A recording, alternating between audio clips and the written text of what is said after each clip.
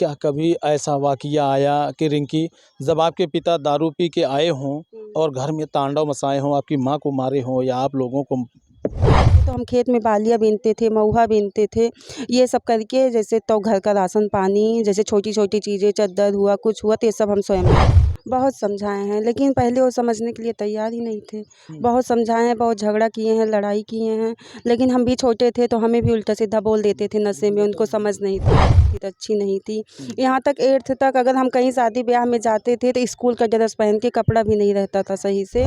Mummy papa की बहुत याद आती है, यहाँ तक कि जब से हम आए हैं अगर हम यहाँ दाल चावल रोटी सब्ज़ी खाते हैं तो हम एक बार सोचते हैं पता नहीं हमारी मम्मी दाल चावल रोटी सब्ज़ी खा रही होंगी कि नहीं खा रही होंगी। तो हमारे पापा को इतनी समझ नहीं थी, उनको दारू पिला दिए थे, 2-4 हज़ार रुपये दे दिए थे, तो वो वहाँ जिद कर रहे थे कि हमारी बिटिया की शादी वहीं करेंगे।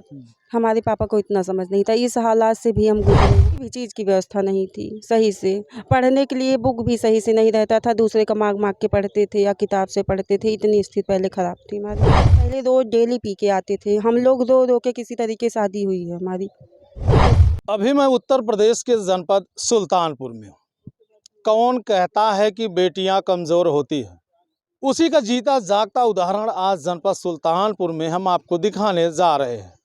हमारे फ्रेम में आप जिसे देख रहे हैं, ये अपनी मेहनत से न कि अपनी किस्मत की लकीरों को बदला है, अपनी मेहनत की बदौलत इन्होंने अपने मायके की हालत को भी सुधार दिया है। बहुत सारी ऐसी महिलाएं हैं, शादी होने के बाद वह अपने ससुराल चली जाती हैं और अपनी ज़िंदगी में वो व्यस्त हो जाती हैं। लेकिन यहाँ जो महिलाएं आपको दिखाई दे रही हैं, ये शादी होने के बाद भी अपने माता पिता की सेवा में दिन रात लगी रहती हैं और इनको आगे बढ़ाने में इनके पिता अपनी सारी ज़मीनें कौड़ियों के दाम बेच करके इनको रोज़गार करवाए। और इनके क्या पहले हालात थे, कैसे गरीबी का दंश झेली और क्या क्या करके आज ये इस मुकाम पे आए हैं। आइए इनसे हम बातचीत करते हैं और जानने का प्रयास करते हैं। क्या नाम है आपका? रिया मिश्रा। रिया, कितनी बहनें हैं आप?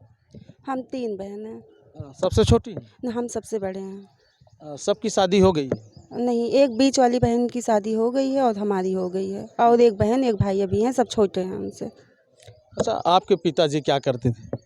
हमारे पिताजी पहले कुछ नहीं करते थे, उनके पास जो ज़मीन जायदाद थी वही बेच के अपना दारू वारू यही सब पीते थे, पहले कुछ नहीं करते थे, अब करते हैं थोड़ा मोड़ा समझाने पे। अच्छा, ये जो दारू वगैरह पीते थे तो रिया आप घर में बड़ी थी तो अब कभी मना नहीं की, कभी समझाई नहीं आप? बहुत समझाए हैं, लेकिन पहले वो समझने के लिए तैयार ही नहीं थे। बहुत समझाए हैं, बहुत झगड़ा किए हैं, लड़ाई किए हैं, लेकिन हम भी छोटे थे तो हमें भी उल्टा-सीधा बोल देते थे नशे में, उनको समझ नहीं था। तो आपकी मम्मी की क्या हालात थी? आपकी मम्मी की क्या दशाएँ थी? मेरे मम्मी की बहुत दशाएँ इसलिए थी क्योंकि उनके पिताश्री थे, नाना जी हमारे, तो उनको संभाल लिए थे। अब हमारे नाना भी एक्सपायर हो गए हैं, तो मम्मी अकेले पड़ी हैं, तो हम लोग अब बड़े हुए हैं। नाना मामा देखते थे खर्चा मम्मी का, और बाबा भी। उस समय के जो हालात थे, आपकी पढ़ाई लिखाई, आपका खान खर्च, आपके शौक, वो सब कैसे पूरे होते थे? हम तो 7th तक अपने नाना के घर रहते थे भैया, वहाँ भी नॉर्मल तरीके से ज़िंदगी जिए हैं।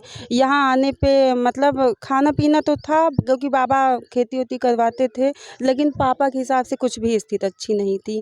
यहाँ तक 8th तक अगर हम कहीं शादी ब्याह में जाते थे तो स्कूल का ड्रेस पहन के, कपड़ा भी नहीं रहता था सही से, लेकिन हम अपने मम्मी से इसलिए नहीं कहते थे कि उनको तकलीफ़ होगी, कहाँ से लाएँगी हमारे लिए कपड़ा। और खाना चाहे जो रहे, चाहे नमक रोटी रहे, दाल चावल रहे, अपने घर पे खाते थे, किसी के घर नहीं जाते थे।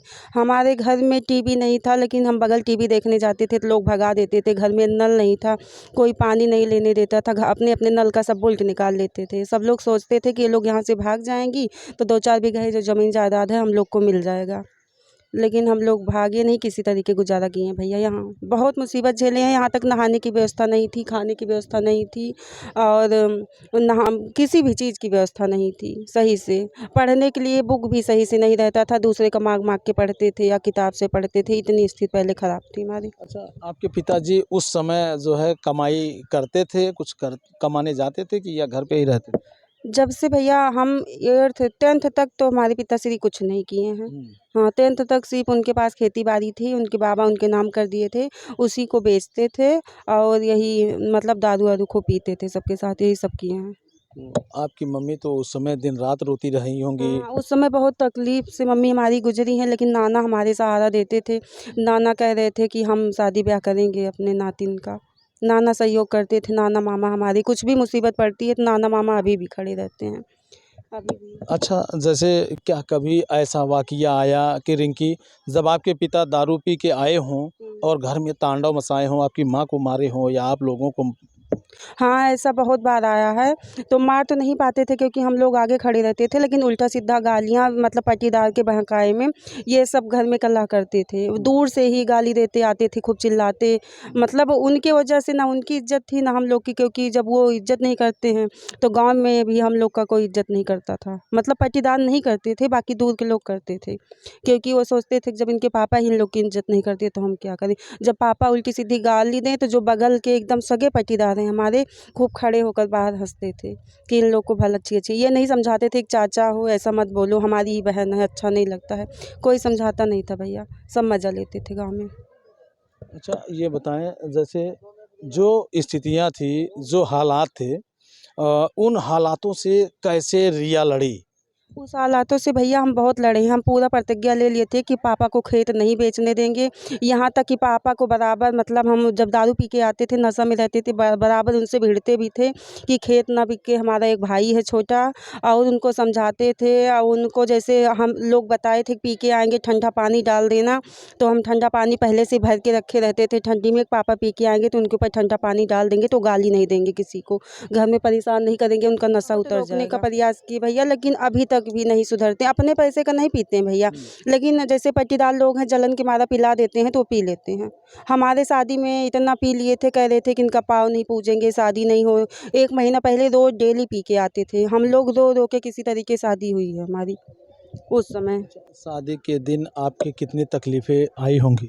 शादी के दिन इतना स्थिति ख़राब हो गई थी कि हम सोचे थे कि पापा के लिए हम लोग को पुलिस बुलाना पड़ेगा, क्योंकि समाज में पी के आएँगे, उल्टा-सीधा गाली देंगे तो हम क्या करेंगे। लेकिन उस दिन हम पापा को हाथ गोड़ जोड़ के रो गा के मनाए थे, तो उस दिन नहीं पिए थे हमारे पापा। हाँ, उस दिन पिए नहीं थे, उस दिन मंत्री की पूजा भी किए थे, लेकिन उसके 1 दिन पहले कह रहे थे कि हम नहीं करेंगे पूजा और हम शादी होने नहीं देंगे, हम पी के आएँगे, हम ये करेंगे, वो करेंगे। ऐसे मतलब पट्टीदार लोग उनको जैसे कहें वैसे वो कर रहे थे। और पट्टीदार भी उनसे मतलब पिया के उनका ज़मीन भी लिखवा लेते हैं नशे के हालत अच्छा, में। जैसे उस समय पहले जो हालात थे, तो ये सब आपके राशन, खान-पान, ये सब रिया कैसे मैनेज होता था? ये सब बाबा देखते थे हमारे। हाँ, हमारे बाबा अच्छे थे, तो बाबा देखते थे। जब बाबा नाना दोनों लोग की अब डेथ हो गई तो अब हम लोग हैं। अपने खुद जैसे बाबा खेती कराते थे, बाकी जैसे खुद का कपड़ा हुआ, राशन, तेल हुआ, सब्जी हुआ, इसके लिए तो हम खेत में बालियाँ बीनते थे, महुआ बीनते थे। ये सब करके जैसे तो घर का राशन पानी, जैसे छोटी-छोटी चीज़ें, चद्दर हुआ, कुछ हुआ तो ये सब हम स्वयं लेते थे। हाँ, हम सोचते थे कि हम ये शर्माएँगे नहीं कि हम ब्राह्मण की बेटी हैं तो हम वहाँ नहीं जाएँगे बाली बीनने। हम जाते थे, अगर मम्मी को ज़रूरत पड़ती थी तो हम कोन भी गोड़ते थे, साग सब्जी लगाते थे गोड़ के। रिया, ज़िंदगी में ऐसा कौन-सा दर्द आया, जो आपको पूरी तरह से तोड़ दिया? ज़िंदगी में यही दर्द आया, जैसे हमारे पापा इतना समझ नहीं थी कि हमारी बेटियां बड़ी हो रही हैं, किसके सामने क्या बोले क्या ना बोले। सब लोगों के सामने जब हमें उल्टा सीधा बोल देते थे मम्मी को, तो उस समय हम लोग को बहुत रोना आता था, क्योंकि सब लोग मज़ा लेते थे, कोई समझाता नहीं था। क्या वो उनको ये समझ नहीं रह आता था कि यही मेरी बेटी है और इन्हीं बेटियों के सामने ऐसा उनको बोल रही समझ में आता था, लेकिन नशे की हालत में नहीं, नशे में नहीं रहेंगे तो खूब समझ में आएगा। अब हम दूर हो गए हैं तो अब सब मिलने के लिए तरसते हैं। अब हम बिज़नेस कर लिए हैं, जा नहीं पाते हैं, तब रोते हैं मम्मी पापा कि आए हमारे पास, लेकिन अब सिर्फ हम खर्चा दे देते हैं जो ज़रूरत रहती है अब तो, लेकिन जा नहीं पाते हैं अब। तो ये शादी के बाद फिर आप अपने हालत को कैसे सुधारने का काम करते हैं? शादी के बाद भैया ये शादी लोग पसंद करके किए हैं हमें, क्योंकि हम देखने-दाखने में ठीक थे तो इन्हीं लोग की मर्ज़ी से हुई है। ये लोग हमारे घर की स्थिति जान रहे थे, हमारे पिताश्री भी, हमारे हस्बैंड भी, घर परिवार के लोग, तो ये लोग कहे थे कि हम सहयोग करेंगे, लेकिन शादी के बाद ये लोग सहयोग नहीं करते हैं। मतलब माँगते हम नहीं हैं, हम स्वयं से करते हैं। हम सोचते हैं मम्मी-पापा हमारे हैं तो सहयोग हम ही करेंगे। अच्छा, शादी के बाद बेटियां अपना घर संभालती हैं, अपने सास ससुर की सेवा करती हैं, अपने परिवार में व्यस्त रहती हैं, तो फिर रिया के मन में ऐसा कौन सा विचार आया, कैसी कौन सी भावना आई जो अपने मायकों को सुधारने में लगी हुई है? हम जब से यहाँ आए थे, मेरी इंटर में शादी हुई थी, तब से हम सोच रहे थे कि हम पढ़ लिख के नौकरी करेंगे। ज़्यादा पढ़ाई अच्छी नहीं थी, पुलिस में फार्म डाले थे और सब घर में उम्मीद भी सबको हमें नौकरी मिलेगी। लेकिन हमारे पिताश्री ससुर जी जो हमारे इतने अच्छे थे, उनकी तबीयत ख़राब हो जाने के कारण हम पेपर देने नहीं जा पाए। एक बार ही फॉर्म डाले थे और जा नहीं पाए। परसेंटेज हमारा अच्छा था, लेकिन हम पेपर देने नहीं जा पाए क्योंकि पापा को फालिस लग गया था। फिर उसके बाद जिम्मेदारियां आपकी बढ़ गई। हाँ, जब पापा को फालिस लगा तो ज़िम्मेदारियाँ बढ़ गई। शादी करके जब यहाँ ससुराल में आए थे तो यहाँ भी बहुत सारी परेशानियाँ झेले हैं, लेकिन अंदर से शर्मिंदा थे। यहाँ हमें कोई टॉर्चर नहीं किया है।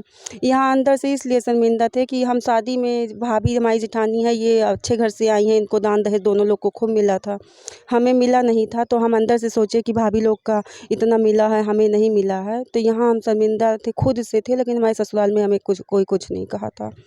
अब मम्मी पापा की अब याद आती है? मम्मी पापा की बहुत याद आती है। यहाँ तक कि जब से हम आए हैं, अगर हम यहाँ दाल चावल रोटी सब्ज़ी खाते हैं तो हम एक बार सोचते हैं पता नहीं हमारी मम्मी दाल चावल रोटी सब्ज़ी खा रही होंगी कि नहीं खा रही होंगी। रोज़ डेली याद आती है उनकी हमें। मम्मी से बात करती हैं? मम्मी से डेली सुबह शाम बात करते हैं। अब मम्मी हमारी अभी भी वही परिस्थिति से गुजर रही हैं। अब जैसे गाय भैंस रखी हैं, दिन भर अपना लगी रहती काम में, एकदम दुबली, एकदम कमज़ोर हो गई हैं, देखा नहीं जाता है। लेकिन हम कहते हैं मम्मी हम लोग सपोर्ट करेंगे, आप इतना परेशान ना रहो, हो सकेगा तो भगवान दुख दूर करेंगे अब।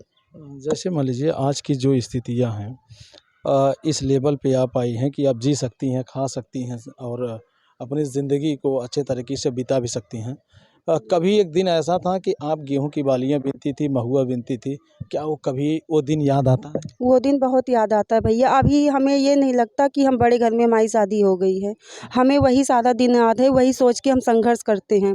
पार्लर जब खोले थे स्टार्टिंग में ऐसा होता था भैया, कभी कभी कोई क्लाइंट नहीं आते थे, हम रो के जाते थे पार्लर से, लेकिन हम हिम्मत नहीं हारे हैं।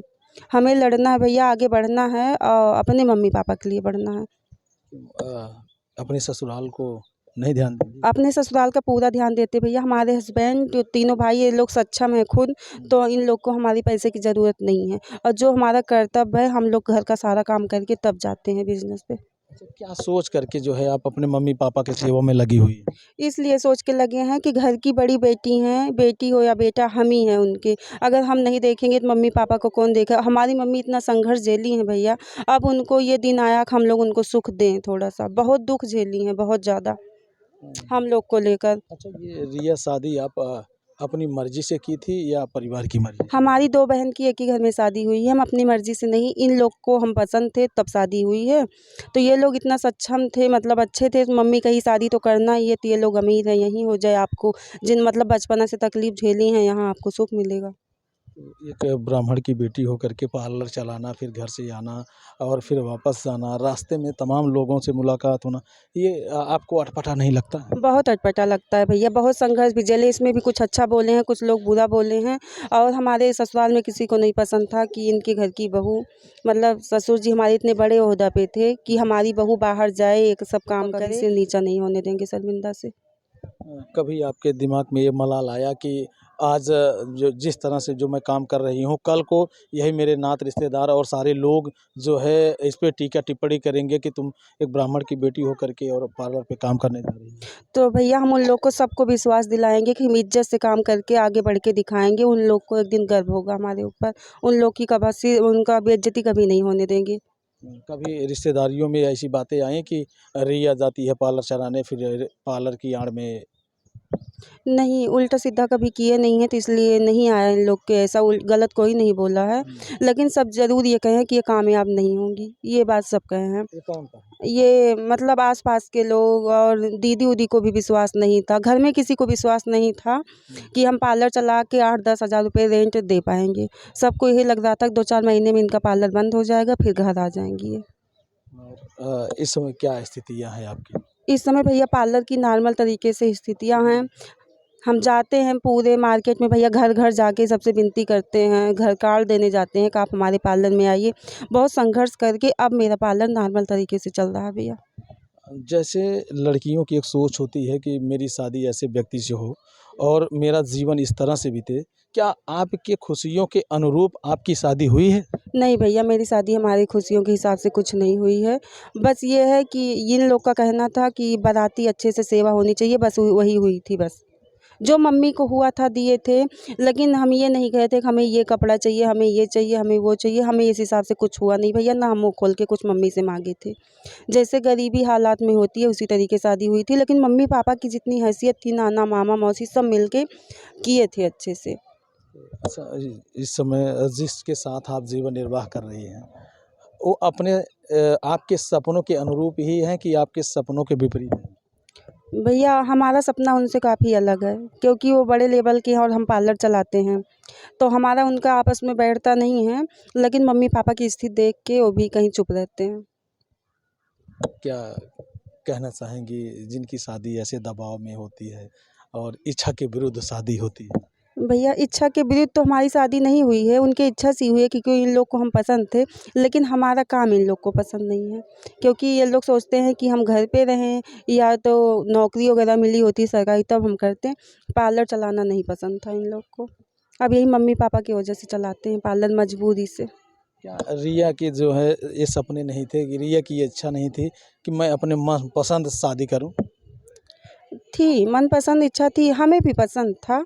बस मतलब जैसे हमारी हाइट वाइट ज़्यादा है, उनकी थोड़ी नॉर्मल है, ऐसे है, लेकिन ये सोचे थे कि इनका ख़ानदान सब कुछ अच्छा है।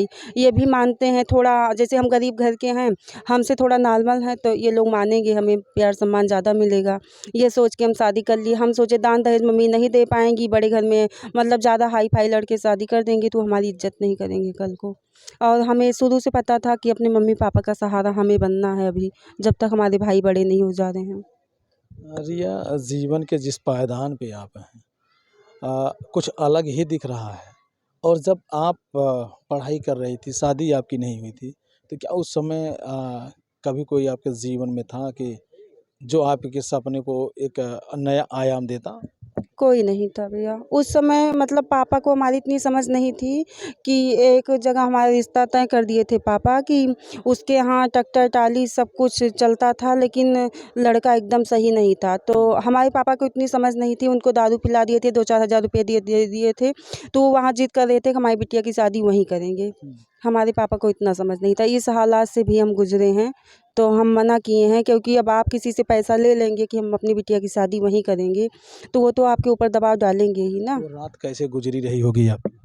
उस रात में हमारी मम्मी सहयोग की, हम रो रहे थे घर पे आके, क्योंकि वहाँ दुकान वाले चाचा हमें बता दिए थे कि आपको लड़का देखने आया है, आपको पता नहीं चला। हम स्कूल से आ रहे थे, तो ये लोग दिखाई हमारी करवा दे रहे थे, लेकिन हमें नहीं पता था। तो चाचा बताए कि ऐसी-ऐसी बात है, तो हम घर पे आके रो रहे थे। हम कहे मम्मी हमारी शादी गरीब घर में ही कर दो, लेकिन ऐसे लोग से ना करो। तो मम्मी कही हम आपके साथ हैं, ऐसा कुछ नहीं होगा। तो मम्मी समझाई थी पापा को। आज जिस हाल में है, जिससे शादी हुई है, पूरी तरह संतुष्ट हैं? हाँ, इनसे कोई दिक्कत नहीं है, इनसे संतुष्ट हैं। बस दिक्कत है तो हमारी 2 बहनें बड़ी हो रही हैं, उनका शादी-ब्याह करना है। वहीं मायके का सारा टेंशन रहता है। अपने मम्मी, अब मेरी मम्मी-पापा बूढ़े हो रहे हैं, अब उनका सहारा बनना है। कैसे उनका सहारा बनेंगे, सारा टेंशन वहीं का रहता है भैया, यहाँ का कोई टेंशन नहीं है हमें। अच्छा, तो क्या फिर सोच करके, मतलब जैसे आप ब्यूटी पार्लर चला रही थी और ब्यूटी पार्लर में अच्छा खासा आप मतलब रिस्पांस भी आपको मिल रहा था, तो फिर सोशल मीडिया पे भी आप आई? सोशल मीडिया पे आए भैया, क्योंकि देख रहे थे सोशल मीडिया पे सब आगे बढ़ रहे हैं, सब सबका सपोर्ट कर रहे हैं, तो हम सोच रहे थे भैया कि हम सोशल मीडिया पे आगे बढ़ जाएँगे, तो अपने मम्मी-पापा के साथ-साथ जैसे हमारे जैसी लड़कियाँ जो गरीबी हालात से गुज़र रही हैं, उनका हम सहयोग कर पाएँगे और उनको हौसला दे पाएँगे, कितनी गरीबी से हम आगे बढ़ रहे हैं। आप लोग भी अपना हिम्मत रखिए, आप लोग भी आगे बढ़िए एक दिन। तो कौन-सा चैनल चलाती हैं आप? मेरा चैनल का नाम है रिया कुश भवनपुर। जी। तो कैसी वीडियो आप उसमें डालती हैं? उसमें भैया संगीत भी इस समय संगीत डाल रहे हैं, बाकी पहले शॉर्ट रील्स डालते थे भैया, और 1-2 पार्लर का भी डाल देते थे, हमें समझ नहीं थी, तो इस समय संगीत। अ, जिन महिलाओं की शादी हो जाती है, वो घर में जाती हैं, गृहस्थी संभालती हैं, तमाम लोगों के ताने सुनती हैं और गालियाँ खाती हैं, कुछ जीवन में कर नहीं पाती हैं, पूरी तरह टूट जाती हैं। तो ऐसी महिलाओं के लिए आप क्या कहना चाहेंगे? हम कहते हैं कि हमें भी बहुत मुश्किलें आई है, हम भी देवरानी-जेठानी हैं, कभी झगड़ा होता है, कभी प्यार होता है, लेकिन हम लोग हिम्मत नहीं हारते। हमारे ससुर जी की डेथ हो गई, सास की भी हो गई। हम लोग अपने ऊपर सोचते हैं कि ना अपने हस्बैंड को तकलीफ़ देंगे, ना मम्मी-पापा को देंगे। भगवान 2 पैर 2 हाथ दिए हैं, तो हम लोग मिल के आगे बढ़ेंगे। और एक हस्बैंड भी कमाएंगे, हम भी कमाएंगे, तो ना उनको उनके ऊपर बोझ बनेंगे, ना वो हमारे ऊपर बोझ रहेंगे, और हंसी खुशी परिवार चलेगा। जो ऐसा सोचती हैं टूट जा रही हैं, घर में कुछ नहीं है, उनको भी आगे बढ़ना चाहिए भैया। वो ये मत सोचे कि हमारे पास 2 लाख या 10 लाख होगा तभी हम आगे बढ़ पाएंगे। वो अपना काम 1,000 से भी स्टार्ट कर सकती भैया। स्टार्टिंग हमारी इतना बुरा था, एक चेयर रखे थे क्योंकि हमारे पास हमारे हस्बैंड का सपोर्ट तो था नहीं पार्लर में। हमारे पापा सपोर्ट किए थे, मम्मी पापा सपोर्ट किए थे, पापा का खेत बिका था तो उसमें पैसा ले लिए थे। बीच वाली बहन की शादी हुई थी, 55,000 जो गरीबी वाला आता है वो सब लेकर, सारी बहनों का 10-10 5-5 हज़ार लेकर सपोर्ट करके पार्लर किए थे। तो उतनी अच्छी व्यवस्था नहीं कर पाए थे भैया। आप धीरे धीरे आगे बढ़ रहे हैं, फिर भी हम आगे बढ़े। यही कहेंगे कि वो लोग भी थोड़े से भी स्टार्ट कर सकती हैं, उनको घबराना नहीं कि हमारे पास इतना पैसा नहीं है या इतना हिम्मत नहीं है तो हम नहीं कर पाएंगे, हमारा कोई सपोर्ट नहीं करेगा। कोई सपोर्ट किसी का नहीं करेगा भैया। खुद को खड़े होना पड़ेगा, खुद को आगे बढ़ना पड़ेगा। तो ज़िंदगी से जंग लड़ी, परिवार के साथ चली और शादी होने के बाद भी मायके से लगाव गहरा होता गया। पिता की स्थितियां बहुत ख़राब थी और उनके हालात भी बहुत ख़राब थे। और अगर बात करें तो इनके बताने के अनुसार वो दारू पीते थे, और दारू पीने वाला व्यक्ति अपने जीवन में क्या करेगा और क्या कर सकता है ये आपको खूब पता है। बहरहाल जिस तरह से रिया ने संघर्ष करके आज एक नया आयाम और एक नया कीर्तिमान स्थापित किया है, वाकई में काबिले तारीफ़ है। ये तमाम उन लड़कियों के लिए एक संदेश है कि जिन्होंने जो है मुसीबत में अपना धैर्य खो दिया है। तो ऐसे लोगों से निवेदन है कि आप रिया से सीख लीजिए। बाकी अब ये वीडियो देखने के बाद कमेंट करके आप अपनी राय ज़रूर दीजिएगा। फिर मिलते हैं किसी नेक्स्ट वीडियो नेक्स्ट खबर में। जय हिंद।